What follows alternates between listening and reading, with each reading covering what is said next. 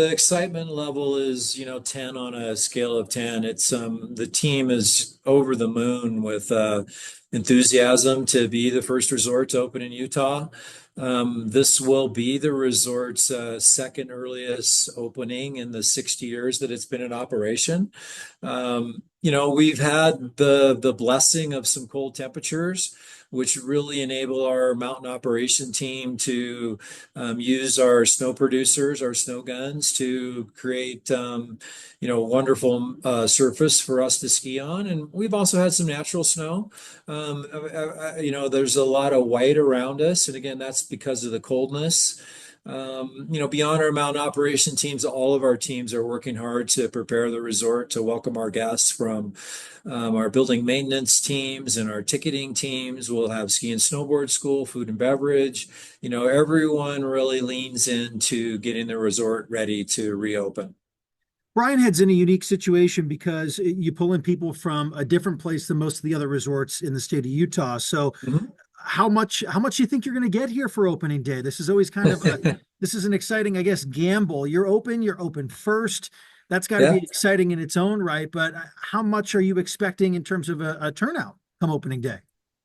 Yeah, I mean, that's a great question. And I think this will be for me, certainly more than 40 opening days in the ski industry.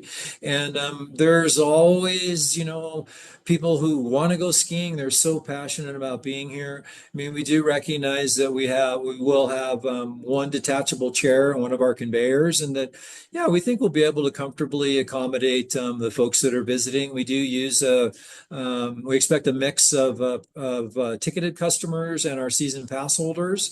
And so, partially our ticket management on that side will help us with capacity. But yeah, we'll have a comfortable crowd on both days. Saturday will be a little busier than Friday, and Sunday's historically a little bit softer. But I expect we'll see people from northern Utah. We'll certainly see people from the surrounding area, St. George.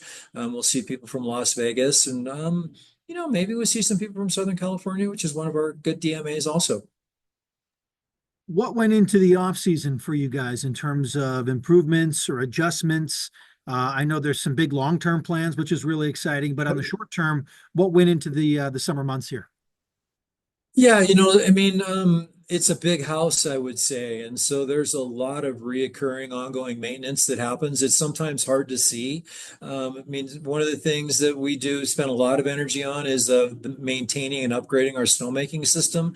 And that's paying, big rewards for us. In this season, we replaced almost 3,000 feet of pipe, working on the snow producers themselves. We had some significant lift maintenance work that we've done over the summer.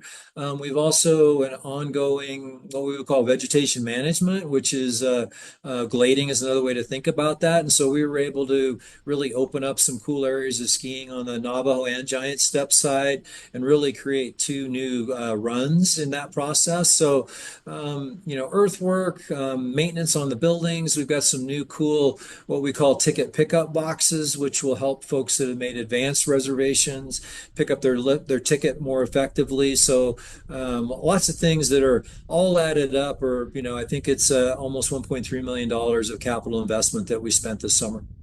And the future is bright for Brian Head too, with the long-term plan, it sounds like. How is that going? I guess where is that in the process of the expansion portion? Yeah, that's another, great observation or question. I would say we have like a kind of two fronts in that space. One is the work that we're doing with the U.S. Forest Service, which is partially our landowner or landlord, and we work collaboratively with them around expanding our special use permit, which is really cool. That's progressing, along the path that we would expect. And then we have a great relationship with one of our more active third-party landowner developers, and that's Gartner Plum and the Aspen Meadows project. And they're working diligently to create infrastructure and roads and utilities. They have done some work in creating some ski runs, so really ski run glading, but we won't be skiing there this winter, but really good progress there. So yeah, we're on track. It's a large and expansive expansion. It'll take some time, but we are making progress kind of along the grade that we would expect.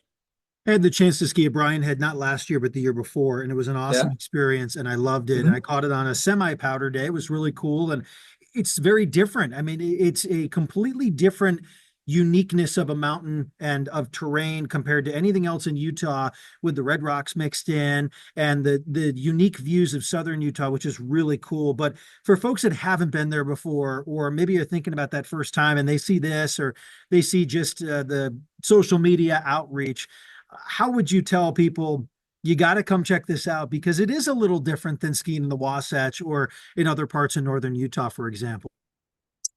Yeah, I mean, Brian Head it's a special location. I mean, all skiers have a just a spectacular persona, and yet Brian Head, I mean, it's a place where it's high elevation, so our base is over 9,500 feet, and we're almost up to 11,000.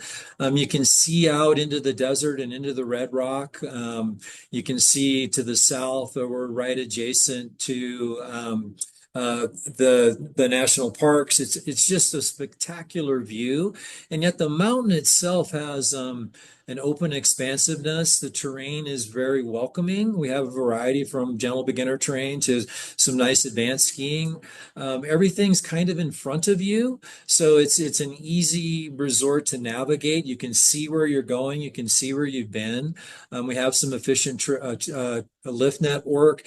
It's really an amazing piece. And, I would just add that, part of the what makes Brian Head a place is the what we call freedom to ski. It's an important part of what we do, and we provide skiing at a very affordable and accessible price point to our guests. We have Power Kids, which all kids 12 and under ski for free whenever at Brian Head or any of the other mountain capital resorts. It's just a very accessible resort with a comfortable vibe is how I would describe it. The feel in the air is very comfortable, super welcoming. Come visit.